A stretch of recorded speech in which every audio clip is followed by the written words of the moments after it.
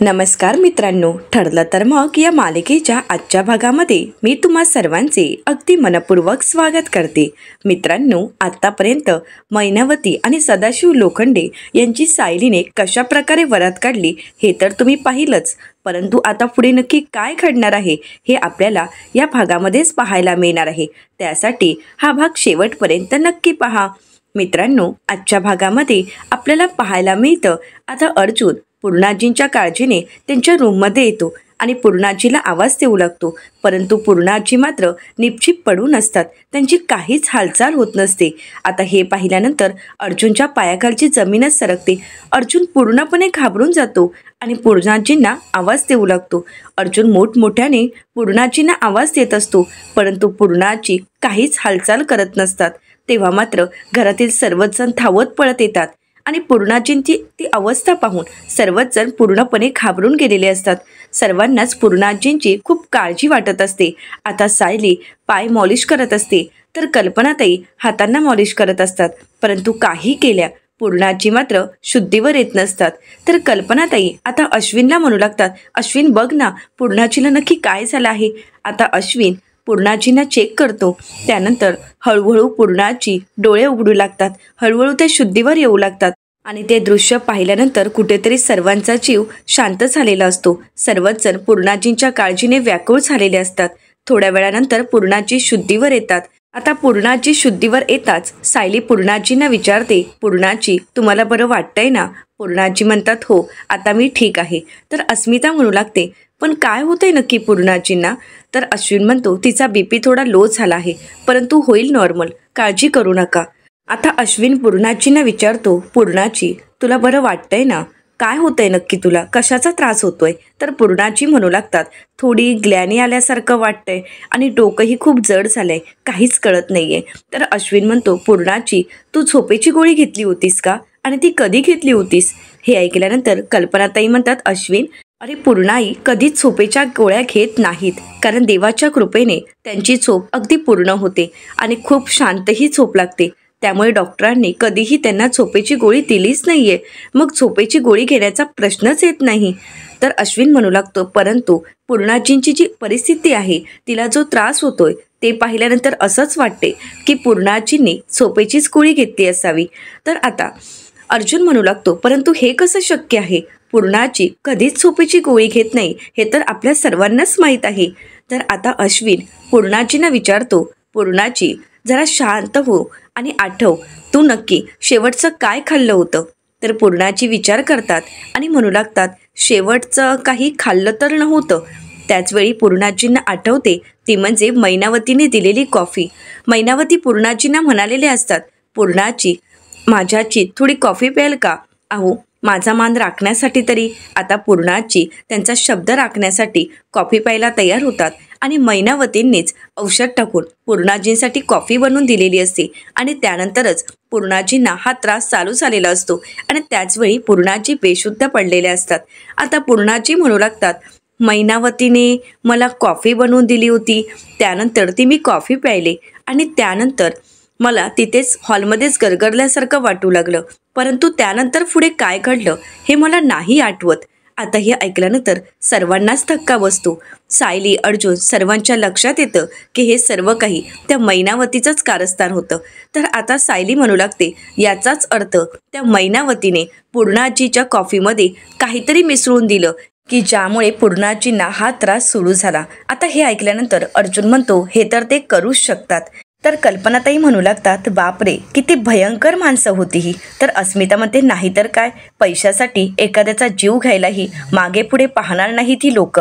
तर त्याचवेळी विमल आता पूर्णाजींसाठी सूप घेऊन येते आणि म्हणू लागते, पूर्णाजी तुम्हाला बरं वाटतंय ना, आता थोडं सूप पिऊन घ्या, म्हणजे तुम्हाला अजून बरं वाटेल. तर पूर्णाजी म्हणतात, नाही नको, काही खायची प्यायची इच्छाच नाहीये.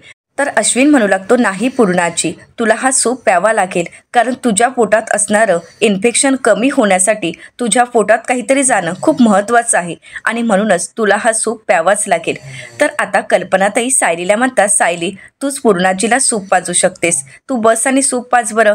आता सायली पूर्णाजींच्या बाजूला बसते आणि त्यांना मायेनेच ते सूप खाऊ घालते.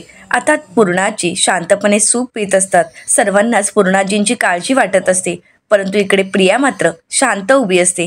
आता तिलाही पूर्णाजींची किती काळजी आहे हे दाखवून देण्यासाठी प्रिया नाटक करत अश्विनला म्हणते, अश्विन, माझी पूर्णाजी ठीक तर आहे ना?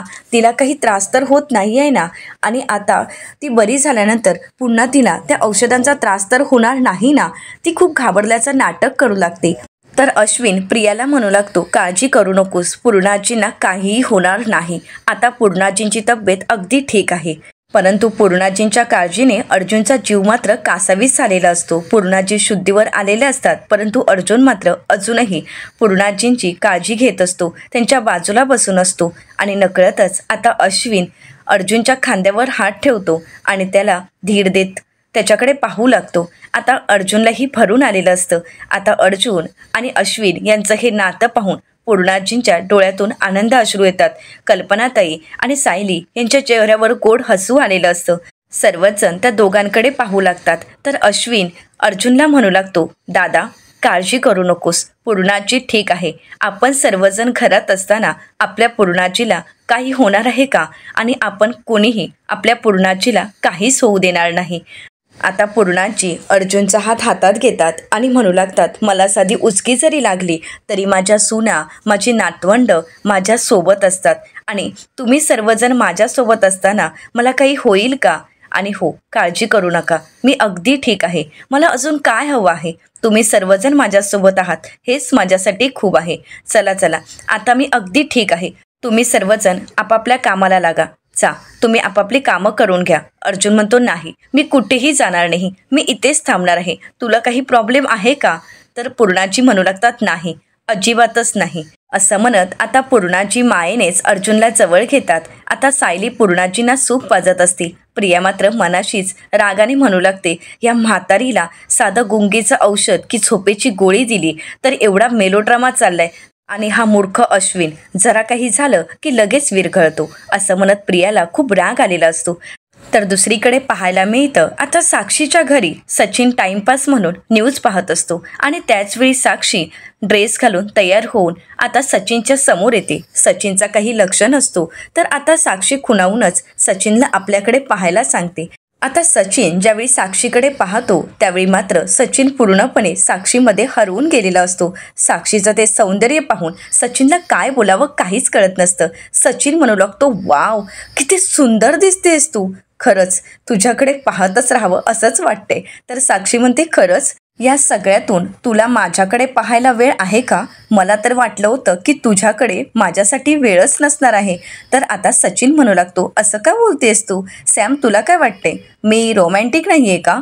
असं म्हणत आता सचिन साक्षीकडे पाहत असतो. साक्षी म्हणते, नाही नाही, तसं काहीच नाही. असं म्हणत आता साक्षी सचिनच्या बाजूला बसते.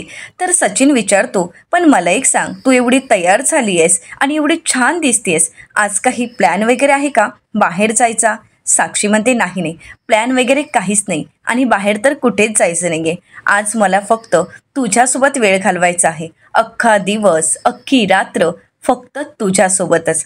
असं म्हणत आता साक्षी सचिनच्या खांद्यावर डोकं टेकवेल आणि शांतपणे सचिनकडे पाहत राहील. त्याचवेळी मात्र टी व्हीवर अशी काही न्यूज दाखवली जाते की साक्षीच्या पायाखालची जमीनच सरकते.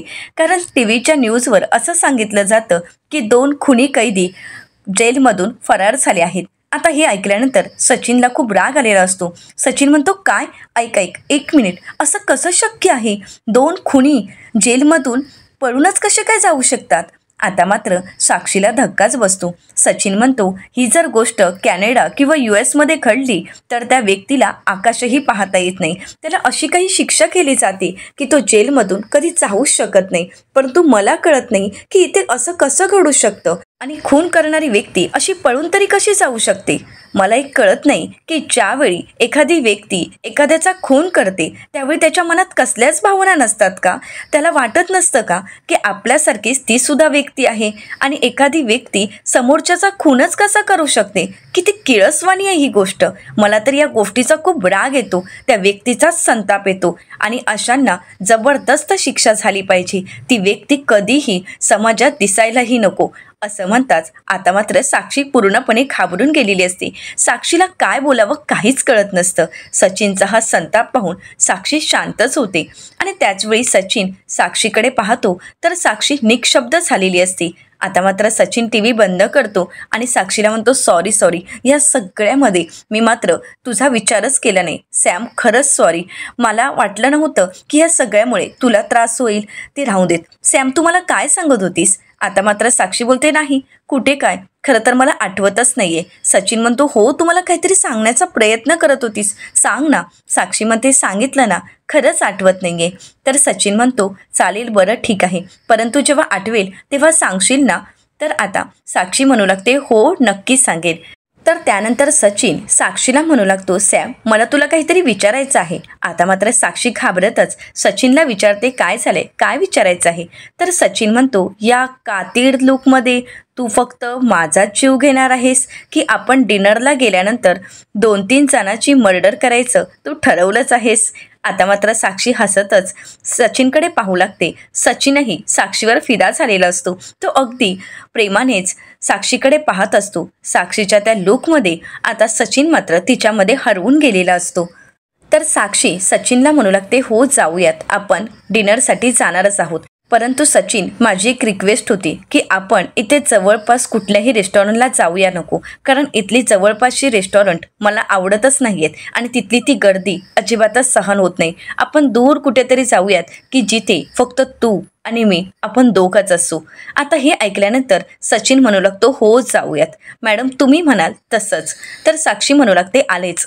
तर आता मात्र सचिन श्वास घेत म्हणतो, बरं झालं, एकदा सॅम स्वतःच म्हणाली की कुठल्या तरी दूरच्या रेस्टॉरंटमध्ये जाऊया. म्हणजे कसं आहे, इथल्या जवळच्या रेस्टॉरंटमध्ये गेलो तर माझ्या कोणीतरी ओळखीचं नक्कीच मिळालं असतं. आता दूरच्या रेस्टॉरंटमध्ये गेल्यानंतर तिथे कोणीही माझ्या ओळखीचं नसेल. असं म्हणत आता सचिनलाही साक्षीचं हे बोलणं ऐकून खूप आनंद झालेला असतो, कारण खरं तर साक्षी सचिनच्या मनातीलच बोललेली असते आणि म्हणून सचिन खूप खुश असतो आणि साक्षीसोबत डिनरला जायलाही रेडी होतो. तर दुसरीकडे पाहायला मिळतं की आता प्रिया आणि अश्विन त्यांच्या रूममध्ये आलेले असतात. तर अश्विन खूप चिडलेला असतो आणि म्हणू लागतो, काही भयंकर माणसं आहे ती, म्हणजे चोऱ्या माऱ्या तर करायचीच, परंतु त्यांच्या अशा या वागण्यामुळे आज पूर्णाजीचा जीवही जाऊ शकला असता. तर प्रिया म्हणू लागते, हे सगळं काही अर्जुनमुळे घडलं आहे. अर्जुनने असं जर केलं नसतं तर हे काही घडलंच नसतं.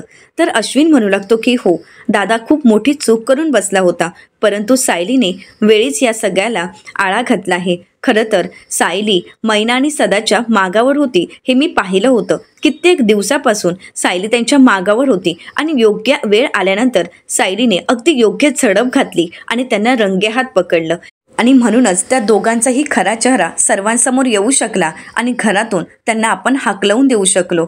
तर आता अश्विनच्या तोंडून सायलीचं कौतुक ऐकल्यानंतर प्रिया अश्विनला प्रश्न करत म्हणते, तू आता सायलीची बाजू घेणार आहेस का? तर अश्विन म्हणतो, नाही मी कोणाची बाजू वगैरे घेत नाहीये. मला फक्त याच गोष्टीचा आनंद आहे की ती एडिटिंग जोडपं कायमचं ह्या घराबाहेर गेलं आहे. तर प्रिया मनाशीच विचार करत म्हणू लागते, मला तर काय करावं काहीच कळत नाहीये. ते भिकारी जोडपं या घराबाहेर गेलं याचा आनंद मानायचा की सायलीचे ते आई बाबा नाहीत हे सत्य समोर आलं याचं दुःख करावं काहीच कळत नाहीये.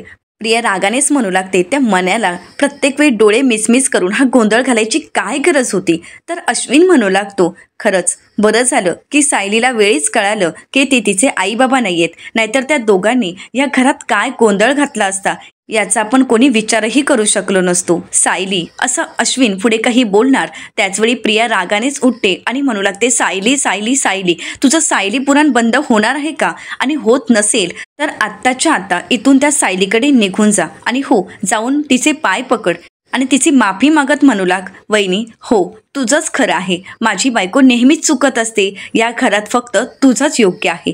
तर अश्विन म्हणू लागतो, झालं, पुन्हा एकदा चिडचिड सुरू झाली का तुझी? मी फक्त सायलीबद्दल बोललो की तुझी चिडचिड सुरू होते, परंतु या सगळ्याचा विचार करून तू एवढा टोकाचा निर्णय का घेत असतेस आणि एवढ्या टोकाला का जातेस? मी फक्त एवढंच म्हणालो होतो की आज जे काही घडलं आहे ते सुभेदारांच्या फायद्याचंच घडलं आहे. तर प्रिया म्हणू लागते, अरे हो, परंतु या सगळ्याचं क्रेडिट त्या सायलीलाच द्यायची काय गरज आहे? प्रत्येक वेळी घरात काही घडलं आणि चांगलं झालं की या सगळ्याचं क्रेडिट फक्त त्या सायलीलाच द्यायचं, हे तुम्ही सगळ्यांनी ठरवूनच ठेवलं आहे का? आज जे काही घडलं आहे त्याचं क्रेडिट तुम्ही सर्वजण त्या सायलीलाच देत आहात, परंतु या ठिकाणी मी जरी असते आणि त्यांचा खरा चेहरा माझ्यासमोर आला असता तर मी सुद्धा हेच केलं असतं. मी काय, माझ्या जागी कोणीही असतं तरी या सिच्युएशनमध्ये ती व्यक्ती असंच वागली असती, परंतु नाही, तुम्हा सगळ्यांना सायलीलाच या सगळ्याचं क्रेडिट द्यायचं आहे ना, तर मी तरी काय करणार? तर अश्विन म्हणू लागतो, तू जरा शांत होशील का? तू एवढी पॅनिक का होतीयस? आणि हो, आता शांत हो, कारण या सगळ्यामुळे आपल्या दोघांमध्ये वाद नको आहेत, आपल्या दोघांमध्ये मला भांडणं नको आहेत. चल मी आलोच, असं म्हणत अश्विन तिथून निघून जातो. प्रियाची मात्र खूप चिडचिड होत असते. तिला काय करावं काहीच कळत नसतं, कारण प्रियाचे सर्व प्लॅन सायलीने हाणून पाडलेले असतात. तर दुसरीकडे पाहायला मिळतं, आता सायली आणि अर्जुनही त्यांच्या रूममध्ये आलेले असतात. जो काही प्रकार घडलेला असतो त्यामुळे सायलीला खूप त्रासही झालेला असतो. सायलीची खूप चिडचिड होऊ लागते. सायली म्हणू लागते, हे सगळं काही माझ्या घरात होऊ शकतं, या गोष्टीवर माझा विश्वासच बसत नाहीये. ते लोखंडे या घरात फक्त चोरीमारी करून गेले नाहीयेत, तर त्यांनी आज पूर्णाजींचा जीव घेण्याचा प्रयत्न केला आणि हे सगळं काही माझ्यामुळेच घडलं आहे. वेळी जर मी त्यांना घराबाहेर काढलं असतं ना, तर हा प्रकार घडलाच नसता. हे सगळं काही माझ्या मूर्खपणामुळे घडलं आहे. तर अर्जुन म्हणू लागतो, तुझ्या नाही तर माझ्या, मी उतावळेपणा केला आणि त्यांना घाईघाईने या घरात घेऊन आलो आणि म्हणूनच हे सगळं काही घडलं. मला वाटलं होतं की हे तुझे आई बाबा असतील, पण मी खरं तर तुझ्यावरही विश्वास ठेवला नाही. तुलाही त्यांच्याबद्दल संशय येत होता, तुलाही तुझे आई बाबा आहेत यावर विश्वास बसत नव्हता. खरं तर तुझ्याही बोलण्यावर मी विश्वास ठेवायला हवा होता, नाहीतर हे सगळं काही घडलंच नसतं. तर सायली म्हणू लागते, काही का होईना, परंतु त्या लोकांनी या घरात येऊन काय धिंगाणा घातला आहे तो मात्र मी कधीच विसरू शकत नाही. त्यांनी या घरातील सर्वांना जो काही त्रास दिलाय ना, तो खरंच खूप विचित्र होता. अर्जुन म्हणू लागतो, हे सगळं काही माझ्यामुळेच घडलं आहे. सायली म्हणते, तरीसुद्धा ती लोक या घरात आले त्यावेळीच आपण ओळखायला हवं होतं. अहो, ती कशी वागत होती?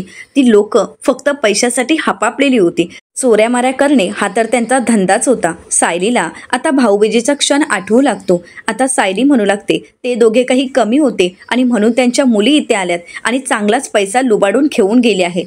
त्यांच्याप्रमाणे त्यांच्या मुलींचाही तोच धंदा आहे. आणि ते जे काही म्हणालेत ना की आपण 2-4 दिवस आपल्या मुलींकडे राहायला गेलो होतो, यावर तर माझा अजिबातच विश्वास नाहीये, कारण त्यापैकी कुठलीही मुलगी आपल्या या बापाला आपल्या घरी राहायला देईल असं मला तरी वाटत नाही. तर आता मात्र अर्जुनला सत्य सांगावंच लागतं. अर्जुन म्हणू लागतो की हो, अगदी खरं आहे, त्यातील कुठलीही मुलगी त्यांना आपल्या घरी राहायला घेऊ शकत नाही. हा तुझा अंदाज अगदी खरा आहे, कारण काही दिवसांसाठी ते आपल्या मुलींच्या घरी गेलेच नव्हते, तर ते पोलीस कस्टडीत होते. आता हे ऐकल्यानंतर सायलीला धक्काच बसतो. सायली विचारते, काय?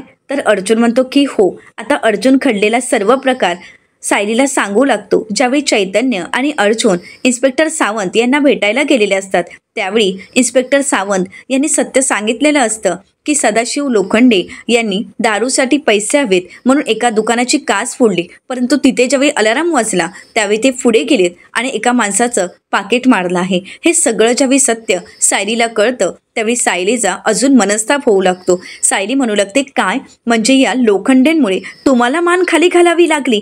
ते माझे आई बाबा नाही आहेत, तरीसुद्धा ते माझे आई बाबा आहेत आणि म्हणूनच तुम्ही हे सगळं काही सहन केलं फक्त माझ्यासाठी, परंतु मी हे नाही सहन करू शकत. अर्जुन म्हणतो, परंतु इन्स्पेक्टर सावंत यांना मी आत्ता फोन करेन, त्यांना सांगेन की हे सगळं काही मिसअंडरस्टँडिंग झालं होतं, त्यामुळे त्यांचाही गैरसमज निघून जाईल. सायली म्हणते, ते काही असो, परंतु त्यावेळेला तुम्हाला मान खाली घालावी लागली, त्याच लोकांमुळे तुमचा अपमान झाला, हे मी नाही सहन करू शकत. कोणामुळेही तुमचा अपमान झालेला ही बायको सहन नाही करू शकत. आता मात्र अर्जुनचा झालेला अपमान सायलीला अजिबातच सहन होत नाही आणि म्हणूनच रागाने सायली तिथून निघून जाते. आता अर्जुन सायलीला थांबवण्याचा प्रयत्न करत असतो, परंतु सायलीची खूप चिडचिड झालेली असते. अर्जुनचं काही ऐकून न घेता सायली रागानेच तिथून निघून जाते. आता अर्जुनलाही सायलीला कसं शांत करावं काहीच कळत नसतं. तर दुसरीकडे किल्लेदारांच्या घरी आता रविराज सर पेपर वाचत असतात. त्याचवेळी आता त्या ठिकाणी प्रतिमा आत्या येतात आणि रविराज सरांना पाहत म्हणतात, वाटलंच होतं, तुम्ही ज्यावेळी पेपर उघडता त्यावेळी नाटकांच्या जाहिराती पाहणं ही तुमची जुनी सवय आहे, जी सवय अजूनही गेलेली नाही. तर आता रविराज सर म्हणू लागतात, ती सवय अशी कशी जाईल? आता प्रतिमा आत्यांना त्यांचे जुने क्षण आठवतात. प्रतिमा आत्या रविराज सरांना म्हणू लागतात, तुम्हाला आठवतं का हो, ज्यावेळी आपलं लग्न झालं होतं त्यावेळी इथे आसपास कुठेही थिएटरही नव्हतं आणि आपल्याला नाटक मात्र पाहायचंच होतं, म्हणून आपण दूरपर्यंत प्रवास करून मुंबईपर्यंत जायचो, पण नाटक मात्र पाहायचो. तर रविराज सर म्हणू लागतात, हो आठवतं. तर प्रतिमा आत्या म्हणू लागतात, ते सगळं जाऊ देत, आता मी तुम्हाला काय सांगते ते नीट ऐका. असं म्हणत प्रतिमा आत्या यादी दाखवत म्हणू लागतात, मला अगोदर एक सांगा, चौकात ते उदबत्तीचं दुकान होतं ते अजूनही आहे का? रविराज सर म्हणू लागतात, हो आहे. तर प्रतिमा आत्या म्हणू लागतात, बरं मग तुम्ही उदबत्त्या तिथूनच घेऊन यायच्या आहेत. आणि हो, हे जे 4 जिन्नस आहेत ना ते मला लवकर हवे आहेत, त्यामुळे पेपर आता ठेवायचा आणि हे 4 जिन्नस मला अगोदर आणून द्यायचे आहेत. आता प्रतिमा आत्यांचं हे हक्काचं बोलणं पाहून रविराज सर मात्र प्रतिमा आत्यांकडे पाहू लागतात. आता प्रतिमा आत्या रविराज सरांना विचारतात, काय झालंय, असं का पाहताय? रविराज सर म्हणू लागतात, काही नाही ग, कित्येक वर्ष हेच हक्काचं बोलणं मी मिस करत होतो, कारण आज तू जे बायकोच्या हक्काने माझ्याशी बोलतेस ना, तीच गोष्ट कितीतरी वर्ष मी कधी माझ्या आयुष्यात येईल याचीच वाट पाहत होतो. तर प्रतिमा आत्या हसू लागतात आणि म्हणू लागतात, बरं ठीक आहे, आता मी काय सांगते ते ऐकून घ्या बरं. असं म्हणत प्रतिमा आत्या त्यांना काही काय हवं असतं त्या यादीमध्ये ज्याप्रमाणे लिहिलेलं असतं ते सगळं काही रविराज सरांना समजावून सांगत असतात.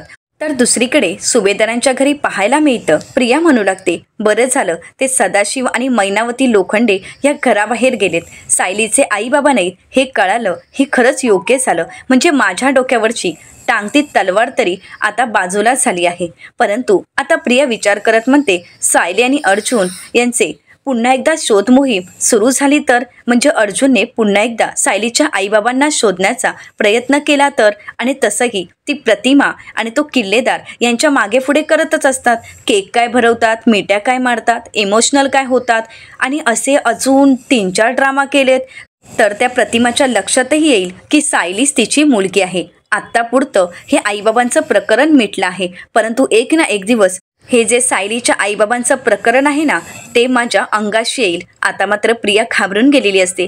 तर दुसरीकडे सायली आणि अर्जुन रूममध्ये असतात. सायली आता झोपायची तयारी करत असते. अर्जुन सायलीकडे पाहतो आणि मनाशीच म्हणतो, आता जे काही घडलं आहे त्यामध्ये सायलीची काहीच चूक नाही, तरीसुद्धा सायली या सगळ्याचा ब्लेम स्वतःवर घेत आहे. परंतु खरं तर चूक माझी आहे, माझ्या बायकोची चूक नाहीच आहे. मग जर सायलीची चूक नसेल आणि तरीसुद्धा ती स्वतःला त्रास करून घेत असेल तर मला तिची माफी मागावीच लागेल. असं म्हणत आता अर्जुन सायलीच्या समोर जातो आणि कान पकडत सायलीची माफी मागत म्हणतो, सायली खरंच मला माफ कर.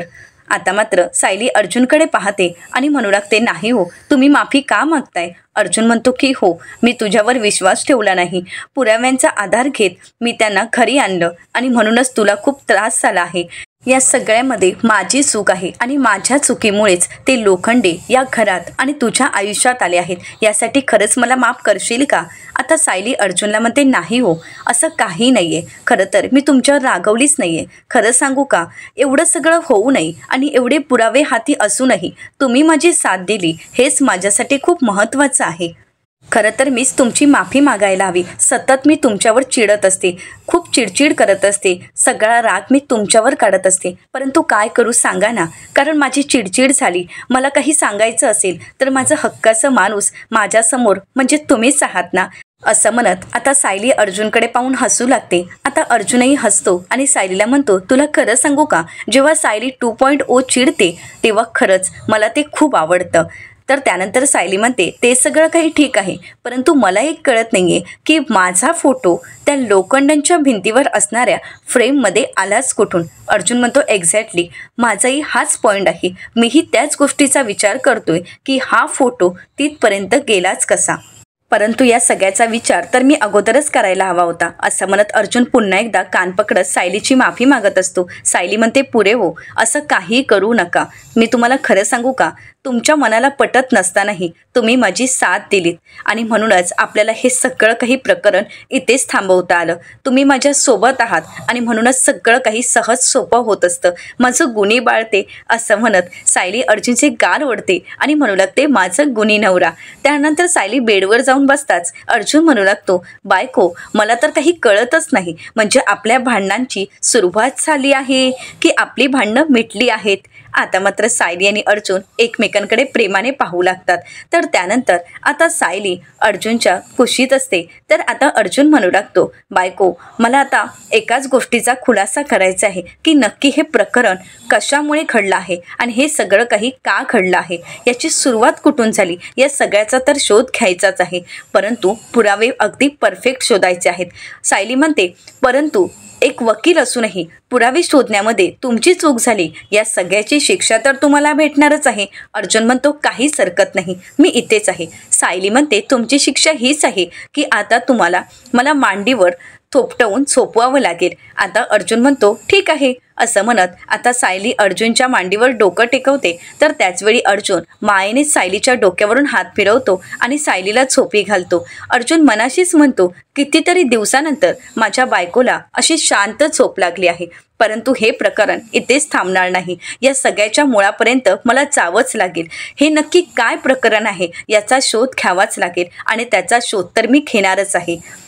तर दुसऱ्या दिवशी अर्जुन विचार करत असतो आणि त्याचवेळी सायलीचं लक्ष बेडवर असणाऱ्या टॉवेलकडे जातो. सायली अर्जुनला भानावर आणते आणि विचारते, हे काय आहे? तर अर्जुन म्हणतो, टॉवेल. सायली म्हणते, ते मलाही माहीत आहे, परंतु ओलं टॉवेल बेडवर ठेवायचं नाही हे मी कित्येक वेळा सांगितलं आहे, परंतु नाही, तुम्हाला ऐकायचंच नाहीये. ते नेऊन वाळत टाकायचं. या छोट्या छोट्या गोष्टी असतात, परंतु सगळ्या गोष्टी मीच सांगायला हव्यात असं म्हणत सायली आता अर्जुनला खूप काही सुनावत असते. अर्जुनला हे सगळं काही ऐकून घेण्यापेक्षा ते टॉवेल वाळत घालणं योग्य वाटत असतं आणि म्हणूनच अर्जुन म्हणू लागतो, ओके ओके, मी ते टॉवेल वाळत टाकतो, परंतु आता तू स्टॉप केलंस तरी चालेल. सायली म्हणते, म्हणजे आता तुम्ही मला शांत करणार आहात, म्हणजे माझं काही ऐकूनच घ्यायचं नाही आहे ना?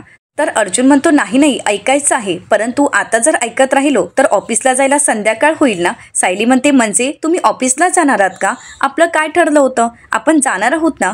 सायली आता बोलताच अर्जुन विचारतो, कुठे? सायली म्हणते, लोखंडेंकडे. त्यांचं तोंड पाहायची माझी इच्छाही नाही आहे, परंतु माझा फोटो त्यांच्या घरापर्यंत कसा गेला हे तर आपल्याला शोधून काढायचंच आहे ना? अर्जुन म्हणतो की हो, या सगळ्याचा शोध तर घ्यायचाच आहे. सायली म्हणते, मग? तर अर्जुन म्हणतो, ऑफिसमध्ये एक मीटिंग आहे, ती पूर्ण झाल्यानंतर मी तुला फोन करीनच आणि मग आपण जाऊयात. तर सायली म्हणते, नक्की ना? तर अर्जुन म्हणतो की हो, नक्की आपण जाणार आहोत. सायली म्हणते, तुम्ही फोन कराल ना? तर अर्जुन म्हणतो की हो, करणार आहे. तर आता अर्जुन ऑफिसला जायला निघणार. तर आता अर्जुन सायलीकडे पाहत असतो. तर सायली ही अर्जुनकडे पाहू लागते आणि म्हणू लागते, आपल्याला जर सगळ्या गोष्टींचा शोध घ्यायचा आहे तर असं एकमेकांकडे पाहून होणार आहे का? त्यासाठी आपल्याला घराबाहेर तर पडावंच लागेल ना? अर्जुन म्हणतो, हो मी आलोच असं म्हणत आता अर्जुन तयार होण्यासाठी जातो. तर आता येणाऱ्या पुढील भागामध्ये आपल्याला पाहायला मिळतं, सायली अर्जुन लोखंडेंपर्यंत पोहोचताच मैनावती सायलीची माफी मागत म्हणते, खरंच माफ कर. सायली म्हणते, खरं तर तुम्ही आमची माफी मागावी यासाठी आम्ही इथे आलोच नाही आहोत. मी तुम्हाला ही गोष्ट विचारायला आले आहे की तुम्ही चोरीमारी केलात, या पलीकडेही जाऊन पूर्णाजींच्या जीवाशी खेळला आहात, हे सत्य आम्हाला आत्ता कळालं आहे. तर अर्जुन म्हणतो, आता तुम्हाला आमच्या काही प्रश्नांची उत्तरं द्यावीच लागतील, नाहीतर. आता मात्र लोखंडे पूर्णपणे घाबरतात. तर दुसरीकडे अस्मिता ज्या कॅफेमध्ये गेलेली असते तिथेच सचिन आणि साक्षी गेलेले असतात. आता अस्मिताने सचिनला पाहिलेलं असतं. आता अस्मिताचा हा अंदाज आणि अस्मिताने सत्य पाहिलेलं असतं हे सचिनला कळेल का? सचिनसोबत असणारी मुलगी कोण आहे या सत्यापर्यंत अस्मिता पोहोचू शकेल का? अशा असंख्य प्रश्नांची उत्तरे आपल्याला लवकरच पाहायला मिळणार आहेत. मित्रांनो, अशाच मालिकांचे नवनवीन अपडेट पाहण्यासाठी चॅनलला नक्कीच सबस्क्राईब करा. धन्यवाद.